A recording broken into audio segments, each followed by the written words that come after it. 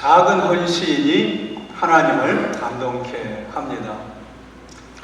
사람들을 감동케 하는 것은 대개 보면 많은 것, 큰 것, 높은 것, 이런 것들이 사람들을 감동케 합니다. 그래서 어떤 사람들은 청혼을 하는데 일만송이 장미꽃을 가지고 I love you, would you marry me 크게 써가지고 공중에서 사진을 같이 그것을 보면서 프로포즈를 하는 그런 사람이 있습니다.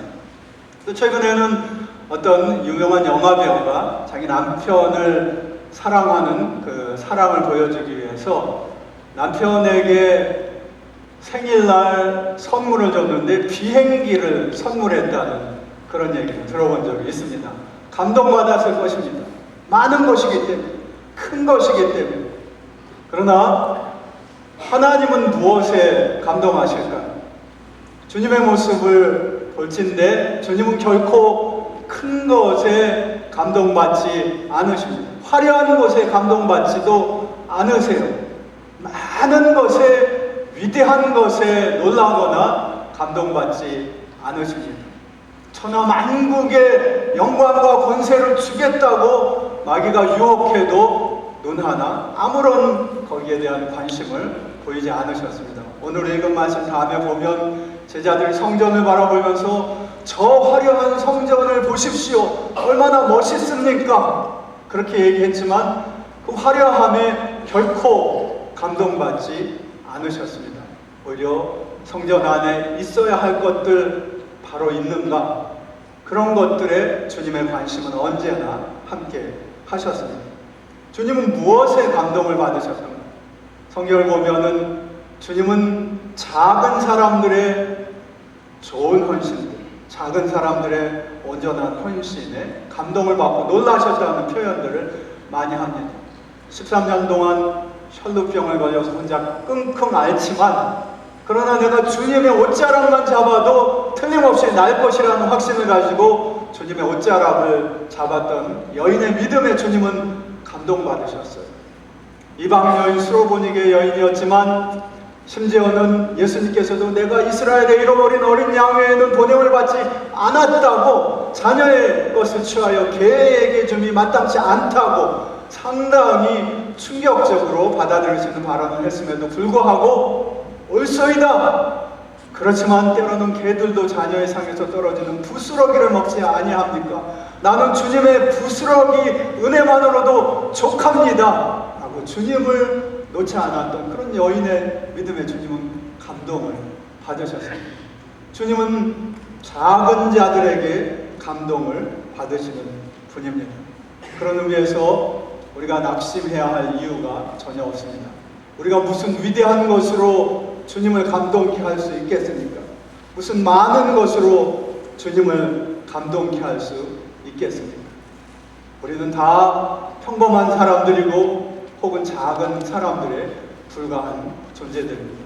그럼에도 불구하고 주님은 우리를 통해서 감동받으실 수 있다고 당신의 감동으로 우리를 초청하십니다. 여러분은 주님을 감동케 할 수 있습니다. 오늘 말씀을 통해서 주님은 우리에게 그 점을 도전하시고 우리를 당신을 감동케 하는 삶으로 초청하십니다.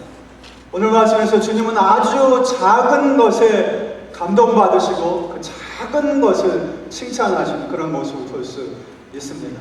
가난한 과부가 성전에서 하나님 앞에 2 렙돈을 헌금하시는 모습을 보셨습니다. 이전에도 틀림없이 주님은 많은 사람들이 여러 가지 모양으로 성전에서 헌금하는 모습을 보셨던 것이 틀림없습니다. 성경학자들에 의하면 성전에는 대개 13개 정도의 헌금함이 있었다고 그렇게 얘기합니다. 그리고 이런 모습, 저런 모습으로 그 헌금을 하고 때로는 어떤 사람이 거기 서 있다가 누가 얼마 헌금을 했습니다 불러주는 일들도 있었다고 합니다. 그런 의미에서 주님께서 이 여인의 과부의 헌금의 모습을 아는 것은 이상한 일이 아니었습니다. 그리고 주님은 이 과부가 드리는 작은 돈, 2 렙돈을 보시고 가장 많이 드렸다, 가장 하나님이 기뻐하시는 헌신이라고 그렇게 축복하시고 칭찬하셨습니다. 두 렙돈은 작은 것입니다. 정말 작은 것입니다. 보통 우리가 성경에서 주님께서 작은 것을 표현하시는 그런 말씀으로 참새 한 마리가 한 아사리온에 팔리는 것 아니냐 그런 표현을 하는데, 이 렙돈은 한 아사리온도 못 되는, 참새 한 마리의 값도 안 되는 거기 한 반쯤 되는 정도의 화폐 단위입니다. 하여간 화폐 중에서 제일 작은 것, 미국으로 말하면 페니 같은 그런 작은 돈입니다. 아마도 지금 돈으로 하면 한 50전 정도 됐을 거라고 합니다. 1데나리온이 하루의 품삯인데 하루 품삯의 100분의 1도 안 되는 돈이에요. 정확히 표현하면 128분의 1 정도 되는 돈이었다고 합니다. 쿼러 2개 정도 아마 되는 돈이 렙돈이었을 거예요. 그 쿼러 2개 정도 되는 렙돈 2개를 달랑 그렇게 하나님 앞에 드리는 그런 여인의 모습이었습니다. 그러나 주님은 바로 이 여인을 바라보시면서 칭찬하십니다. 이 여인의 헌신이 가장 아름답도다. 이 여인의 헌신이 가장 귀하도다. 그렇게 말씀하시면서 모든 사람들을 여인과 같은 그런 주님을 향한 헌신으로 초대하십니다. 과연 이 과부는, 가난했던 과부는 무엇 때문에 이 두 렙돈의 헌신을 통해서 칭찬받으실 수 있었을까? 이 과부처럼 우리도 여러모로 다 가난한 사람들이죠. 크게 부자 없으시잖아요. 여러분들 다 그만 하신 분들입니다. 그럼에도 불구하고 하나님은 우리를 하나님을 감동시키는 삶으로 초청하셨고, 너희는 틀림없이 나를 감동케 할 수 있다라고 말씀하십니다. 어떻게 하나님을 감동케 할 수 있을까요? 이 여인의 무엇이 하나님을 감동케 했을까요? 첫째로 이 여인의 진실한 헌신이 하나님을 감동케 했습니다. 저를 한번 따라해 주시기 바랍니다. 오직 진실함으로 주님 앞에 드리게 하여 주시옵소서. 주님을 감동케 하는 헌신은 거짓 없는 헌신입니다. 가식 없는 헌신입니다. 오늘 말씀을 많은 성경학자들은 이 말씀 누가복음 21장 앞에 나오는 누가복음 20장의 마지막 부분과 대조하고 있다고, 주님께서 대조하고 있다고 그렇게 얘기합니다. 누가복음 20장의 마지막 부분에 어떤 말씀이 있었는가 한번 살펴보겠습니다. 같이 한번 읽습니다. 시작. 긴 옷을 입고 다니는 것은 원하며 시장에서 문안받는 것과 회당의 높은 자리와 잔치의 윗자리를 좋아하는 서기관들을 삼가라. 그들은 과부의 가산을 삼키며 외식으로 길게 기도하니 그들이 더 엄중한 심판을 받으리라 하시니라. 주님께서는 예루살렘에 입성하신 다음에 처음으로 성전에 가셨어요. 그래서 누가복음 좀 우리가 뒤로 돌아가면 성전을 정결케 하시는 일들을 하십니다. 잡상인을 없애고 내 집은 만민의 기도하는 집이라 하였거늘 너희가 이렇게 더럽게 만들었노라 하면서 분노하시는 그런 장면을 볼 수 있습니다. 그리고 마지막 한 주간을 성전에서 여러모로 지내셨어요. 성전에서 가르치시고 많은 사람들을 만나기도 하셨습니다. 그리고 다시 한번 이전에도 주님께서 여러 번 지적하고 책망했던 이 종교적인 기득권자들의 이 위선과 가식에 대해서 주님께서 지금 다시 한번 누가복음 마지막 부분에 얘기하고 있는 것입니다. 성전이 마치 하나님의 집이 아니라 자기의 집이라도 되는 양 긴 옷을 하고 화려한 옷을 입고 그곳에서 폼을 재고 걸어다니는 그런 사람들의 모습을 보면서 그 위선과 가식을 날카롭게 책망하셨습니다. 종교적인 가식과 위선에 빠진 자들이요, 회칠한 무덤 같은 자들이요, 이것에서 벗어나라고 주님께서 말씀하시는 것을 볼 수 있습니다. 이분들은 아마 종교적인 기득권을 가진 사람들은 헌금하는 모습도 그럴싸했을 거예요. 누가 보기에 큰 돈 들고 보듯이 들어서 아주 자랑하듯이 헌금에 한번 슉 들었다가 헌금함에 넣는 두둑한 봉투 두들기면서 헌금함에 넣었을지도 모릅니다. 그러나 거기에 대한 주님의 반응은 경멸과 조소뿐이셨습니다. 그러나 거기에 대해서 지금 이 가난한 여인 두 렙돈은 하나님 앞에 드리는 이 여인의 모습을 보고 칭찬하셨습니다. 그 이유가 무엇이었을까요? 적은 것이었기 때문에 그랬을까요? 적다는 것 자체가 하나님의 칭찬이 대상이 될 수는 절대로 없습니다. 중요한 것은 비록 그것이 많던 적던 진실이 담겨 있는가, 하나님 앞에 진실함으로 드리는 헌신인가 아닌가 하는 것이 중요하다는 것입니다. 많은 것을 드리는 것이 때로 부담이 되십니까? 적은 것을 드리는 것이 때로 부끄럽습니까? 목회자니까 저 자신은 많은 헌금을 드려본 기억이 별로 없습니다. 그러나 가끔은 적은 헌금 때문에 좀 갈등이 생기는 경우가 있어요. 외부의 어느 집회나 혹은 연합집회 같은 데 가끔 아무런 생각 없이 막 갔다가 뭐 헌금 시간이 있어요.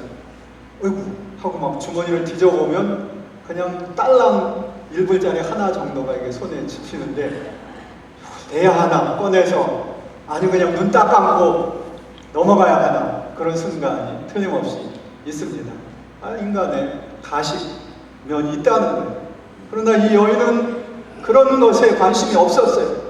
자기의 모습 그대로 누가 뭐라고 한들 하나님 앞에 자기의 모습 이 모습 이대로 진실함으로 주님 앞에 나가는 모습을 볼 수 있습니다. 부끄러움이 없습니다. 자랑도 없습니다. 주님 앞에 자기의 모습 있는 그대로를 드리는 이 모습, 여기에 주님께서 감동이 있으시다는 겁니다. 여러분 얼마나 진실하게 주님을 섬기고 있습니다. 하나님의 사람들에게 주님이 원하시는 가장 기본적인 것, 첫걸음이 있다면 진실해야 한다는 겁니다. 진실해야 되잖아요. 중심을 보시는 하나님 앞에 얼마나 진실하게 살아있냐.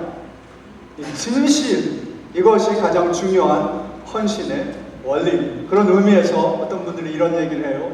하나님이 얼마나 기뻐하시느냐, 누구의 헌신을 하는 것은 얼마의 문제가 아니라 누가 드리는 것이냐가 문제다. 누구라는 그 누구는 하나님 앞에 얼마나 진실한 사람인가, 하나님 앞에 얼마나 정직한 사람인가, 진실한 사람이 드리는 헌신을 하나님은 가장 기쁘게 받으십니다. 진실에 감동이 있어요. 그렇지 않습니까? 말 잘하는 구변 좋은 사람의 말로 여러분 감동을 받습니까? 말 참 잘한다 인정을 할 수는 있지만 가슴으로 느껴지는 감동이 있는 경우는 별로 없어요. 그러나 언어를 할지라도 말은 못하고 뭐 똑같은 말하고 버벅거릴지라도 그 안에 진실이 있을 때 우리의 마음을 움직이지 않습니까? 하나님이 우리의 마음을 감동시키는 이유 중에 하나도 틀림없이 그분의 진실하심입니다. 가식 없음입니다. 예전에 무슨 신이라는 그 모습들은 다 거창하고 꾸밈이 많잖아요. 많은 종교들이 그렇지 않습니까? 그러나 주님 우리 앞에 꾸밈 없이 우리의 있는 모습 그대로 우리 앞에 나타나셨습니다. 여러분 얼마나 하나님 앞에 진실하게 섬기고 계십니까? 진실한 헌신만이 하나님이 기쁘게 받으시는 주님을 감동시킬 수 있는 헌신입니다. 얼마나 진실하게 섬기고 계십니까? 여러분 스스로 한번 돌아보신 적이 있습니까? 언젠가 저희가 신학교에서 공부하고 있을 때 한번 그 당시 부흥하고 있던 미국 교회 목회자가 와서 이렇게 세미나를 인도하는데 그 얘기 중에 이런 얘기를 했어요. 자기 교회에서는 교회의 중직자들의 헌금을 다 계산했다가 매년 연말이 되면 연말에 헌금한 내역과 그 중직자의 세금 보고서를 텍스 리턴을 가지고 오게 해서 비교해 본다고 하는 거예요. 대부분 학생들이 그 말을 듣고 깜짝 놀랐습니다. 아니 무슨 뭐 교회가 텍스 리턴까지 가지고 오게 해가지고 비교해 볼 필요가 있느냐? 너무한 거 아니냐? 다 그런 얘기를 했더니 그분이 오히려 그러면 당신들의 리더 중에 거짓말하고 겉으로 하는 척하고 속으로 안 하고 거짓말하는 그런 썩은 사람이 있어도 좋냐? 초대교회 아나니아와 삽비라가 왜 하나님의 치심을 받아서 죽었는지 아느냐? 있으면 있는 대로 하나님 앞에 드리면 되는데 아니면서 긴척하고 그런 모습 때문이 아니었느냐? 우리는 차라리 조금의 무리가 있다고 하더라도 우리는 진실함을 원한다. 그런 얘기를 해요. 저는 아직도 근데 그 점에 대해서 100% 동의할 수는 없어요. 성도들의 텍스 리턴을 가져오게 해서 헌금한 것과 비교해 본다. 여러분 중에 가져오실 분들도 없겠지만 가지고 오라고 할 마음이 없어요. 그보다는 차라리 누가 내 텍스 리턴을 비교한다기보다는 중심을 보시는 하나님을 두려워하고 그 하나님 앞에 진실함을 지키겠다는 그런 믿음의 열망, 그것이 있어야 하지 않겠습니까? 우리 오렌지 카운티 제2장로교회 모든 성도들은 제가 보기에는 특별한 분이 별로 없어요. 그저 우리 모두 다 저나 여러분이나 평범하고 소박하고 그런 그만한 사람들입니다. 그래서 위대한 일을 할 수 없을지는 모릅니다. 그러나 가장 소원하는 것은 하나님 앞에 서는 그날까지 주님 앞에 우리의 겸손과 우리의 진실함만은 지키고 나가는, 그래서 어디에서 누가 우리를 보더라도 가식이 없는, 위선이 없는 그런 믿음의 사람들도 하나님 앞에 헌신하고 살아갈 수 있게 되기를 주님의 이름으로 축복합니다. 하나님 앞에 진실한 헌신, 많고 적음이 아니잖아요. 진실한 헌신이 하나님을 감동합니다. 두 번째로 이 여인의 두 렙돈의 헌신이 어떻게 하나님을 감동케 할 수 있었을까요? 그것은 온전한 헌신이었기 때문입니다. 저를 한번 따라해 주시기 바랍니다. 온전한 헌신이, 전심의 헌신이 하나님을 감동케 한다. 역대하 16장 9절 말씀 같이 한번 읽습니다. 시작. 여호와의 눈은 온 땅을 두루 감찰하사 전심으로 자기에게 향하는 자들을 위하여 능력을 베푸시나. 거기까지 읽습니다. 하나님의 눈은 온 땅을 두루 감찰하사, 오늘 이 시간 지금 예수님께서 가난한 과부의 헌금을 보고 있는 것이 이상한 일이 아니죠. 여호와의 눈은 온 땅을 두루 감찰하사, 모든 사람을 두루 감찰하사 전심으로 자기에게 향하는 자들을 찾고 있다고 하시잖아요. 그리고 만남에 기뻐하신다는 말씀 아니겠습니까? 오늘 말씀 예수님께서 이 여인의 모습을 보고 감탄하시는 것도 바로 그런 이유일 것입니다. 누가복음 21장 4절 말씀 다시 한번 같이 읽어보겠습니다. 시작. 저들은 그 풍족한 중에서 헌금을 넣었거니와 이 과부는 그 가난한 중에 자기가 가지고 있는 생활비 전부를 넣었느니라 하시니라. 온전한, 전부, wholeheartedness, 전심으로 하나님 앞에 나가는 이 전심의 헌신을 주님께서 기뻐하셨고 이것이 주님을 감동케 했다는 것입니다. 두 렙돈, 금액으로는 보잘것 없지만 그래도 이 여인에게는 전부였다는 것입니다. 중요한 것은 얼만큼 양이 아니라 질이었다는 거죠. 영어의 표현으로 포션이 아니라 얼만큼 많이 드리느냐가 아니라 프로포션, 그 질, 하나님 앞에 그 삶 중에 얼마가 드려졌느냐라는 얘기입니다. 하나님께서는 이 여인의 온전한 헌신, 작은 것의 모든 것을 하나님 앞에 내려놓을 줄 아는 그 전심의 헌신을 기뻐하시고요. 마가복음에 보면은 이 여인에 대해서 매우 많은 헌금을 했다고 그렇게 표현합니다. 전심으로 드리는 온전함이 있었기 때문입니다. 여러분 얼마나 온전함으로 전심으로 주님을 섬기고 계십니까? 헌신의 기본이 무엇이냐? 구약 성경의 제사로부터 우리의 헌신의 모범을 찾는다면 전심이에요. 재물은 언제나 모두 다 드립니다. 통째로 하나님 앞에 태워드리는 것이 전심입니다. 심지어는 하나님이 우리를 향해 주신 것도 하나님의 전심이었잖아요. 전심. 하나님의 모든 것. 내가 너희를 위하여 하지 않은 것이 무엇이냐? 내가 너희를 위하여 주지 않은 것이 무엇이냐? 독생자를 아끼지 아니하고 너희에게 주시니가 그 아들과 함께 무엇을 주시지 아니하겠느냐? 틀림없지 않습니까? 하나님 우리를 위하여 전심으로 주시지 않았습니까? 반틈만 주셨습니까? 전심으로 우리에게 다 하나님께서 자신의 모든 것을 주셨습니다. 그것이 얼마나 많은 것인가에 전혀 상관없이 우리에게 다 주신 주님께서 우리에게도 동일한 헌신을, 전심의 헌신을 기대하는 것이 전혀 이상한 일이 아닐 것입니다. 여러분 얼마나 하나님 앞에 전심으로 드리고 있습니다. 현대 신앙의 특징 중에 하나가 전심으로 드리는 신앙이 없는 것 같아요. 정말 좀 가난했던 시절에는 이 여기 나타나는 이 가난한 과부처럼 두 랩돈일 망정 전심으로 하나님을 찾는 그런 모습들을 그렇게 어렵지 않게 볼 수 있었어요. 제가 어려서 교회 자라면서 봐온 그런 가난했던 사람들의 모습 속에도 뭐 한다 그러면 아예 돌반지 빼서 하나님 앞에 드리고, 아주 가난했던 뭐 대단치 않았던 저희 그 국민학교 친구의 아버지가 있었는데 뭐 교회 뭐 한다 그러니까 자기 집을 팔아서 드리는 거예요. 그 동네 사람들이 다른 친구들도 있었을 거 아닙니까? 그 누가 아버지 미쳤어 정신 나갔어 그런 얘기들 했습니다. 그러나 전심으로 하나님을 찾는 자들을 실망시키지 않으시는 주님이십니다. 전심으로 하나님을 감동시키는 자들은 하나님께서 축복으로도 틀림없이 감동시킨다는 거 어렸을 때 봤어요.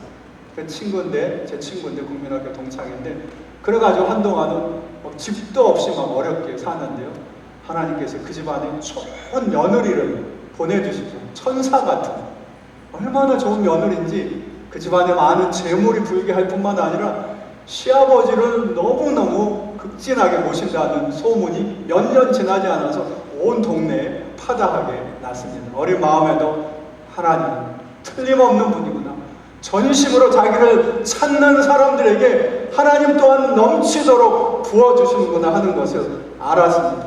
여러분 얼마나 하나님 앞에 전심으로 헌신하며 살아가십니까?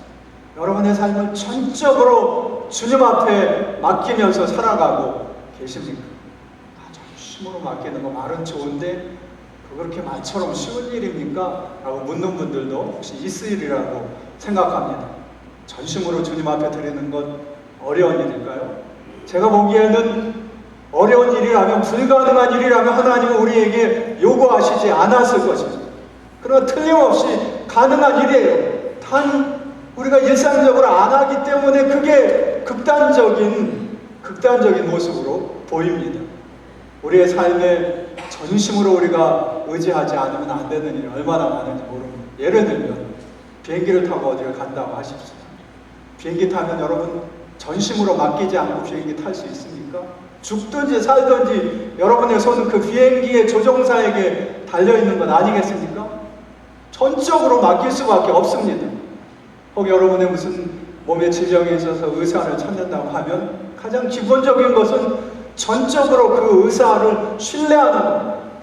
전적으로 의사를 신뢰하지 않고 이런 말 저런 말 하면 치료가 제대로 될 수 없어요. 비행기에 탄 사람이 조종사가 의심스럽다고 이러쿵 저러쿵 얘기하면 비행기가 제대로 갈 수 없습니다. 우리의 삶의 구석구석에 우리는 전적으로 의지하지 않으면 살아갈 수 없는 부분들이 있다는 것이죠. 그런데 하나님 앞에 전적으로 맡기는 것이 힘든 일일까요? 하나님은 비행기를 운전하는 조종사보다 신뢰받을 수 없는 분일까요? 하나님은 우리의 몸을 맡기는 의사보다 신뢰할 수 없는 분일까요? 절대로 그럴 수는 없습니다.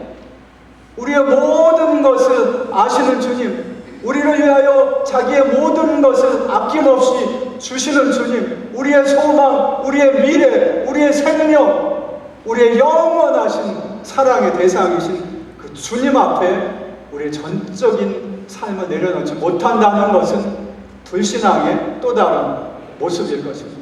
하나님 앞에 전적으로 내려놓는 삶에 평안이 있고 기쁨이 있고 능력이 따라옵니다. 아까 말씀드렸던 역대하여 여호와께서는 온 땅을 두루 감찰하사 전심으로 자기를 찾는 이들을 찾으시고 그들에게 능력을 베푸시느니라. 하나님의 역사입니다. 여러분 하나님의 놀라운 능력을 체험하기 원하신다면 해야 할 일이 한 가지 있습니다. 여러분의 삶을 주님의 발 앞에 내려놔보세요. 자, 여기 있습니다. 나를 죽이시든지 살리시든지 나를 흥하게 하든지 망하게 하든지 I am yours.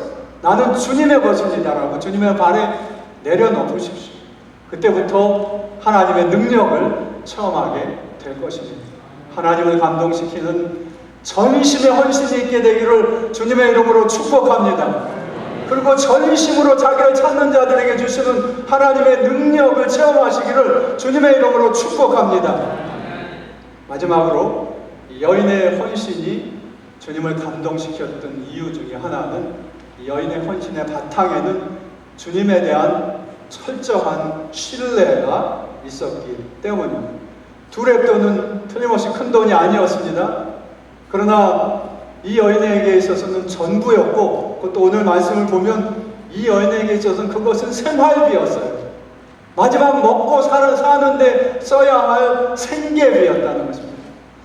어떤 분들은 돈이 있으면 헌금과 생계비를 딱 나누어서 일반적으로 그렇게 할 수 있겠죠. 그러나 어떤 때는 이 생계비만큼은 손대면 안 된다라는 어떤 그런 불문율을 가지고 헌금을 깎는 한이 있어도 생계비는 지켜야 한다. 내 생활, 내 취미는 유지해야 한다고 생각하는 분들도 있을 수 있습니다. 이 여인에겐 두 렙돈이 모든 것이었습니다. 모든 것. 이것은 오히려 생계에 써야 합당한 오늘 말씀 그대로 생활비였습니다. 이 생활비 전부라고 그렇게 표현하고 있었습니다. 그런데 그걸 하나님 앞에 덜렁 들어버리는 거예요. 덜렁이라는 표현이 적합하다고 생각합니다. 그걸 덜렁 들여버리는 거예요. 그 다음에 넌 어떻게 살 건데? 누가 물을 수도 있었을 것입니다. 저런 대책 없는 여자가 있나? 그렇게 얘기할 수도 있었을 것입니다. 그러나 주님은 이 여인의 그런 헌신을 축복하셨어요. 이 말씀을 준비하다 보니까 이 부분에 대해서 논란들이 있더라고요. 이 부분이 가끔 보면 목사님들이 이 부분의 설교를 이걸 좀 잘못 적용하시는 것 같다. 이 가난한 과부의 두 렙돈을 하나님 앞에 드린 거를 가지고 성도들한테 헌금 더 내라. 가난해가지고 지금 죽도 못 먹는 사람들에게 헌금하라 이렇게 강요하는데 이거 너무 잔인한 거 아니냐, 이런 얘기들을 하시는 분들이 있어요. 그 얘기 들으니까 글쎄 그래서는 안 될 것 같은데 그런 생각도 드는데, 틀림없는 것은 생활비 전부에 해당하는 두 렙돈을 드리는 것을 보고 주님이 잘했다고 칭찬하셨거든요. 야, 주님도 너무하시죠. 어쩌면 그 생활비 그거만큼은 받지 말아야지.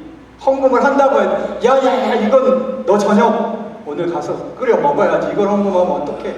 그렇게 얘기해야 하는 것 아니냐고 생각할 수도 있었습니다. 저희가 오클라호마에서 유학을 할 때 거기서 저희가 뭐 유학하니까 한국에서 부모님들이 얼마씩 보내주는 돈을 가지고 학비를 하고 그러는데, 그래서 무슨 일이 뭘 한다고 해서 저희가 좀 마음을 크게 먹고 많은 헌금을 한 적이 있었어요. 그랬더니 목사님이 걱정이 돼가지고, 아니 이게 뭐 유학생이 돈도 없는 사람이 이렇게 하면 어떡해? 걱정 어린 얼굴로 찾아오셨더라고요. 이해는 그 목사님의 마음이 고맙기는 하더라고요. 그러나 오늘 여기 지금 주님은 그게 아니잖아요.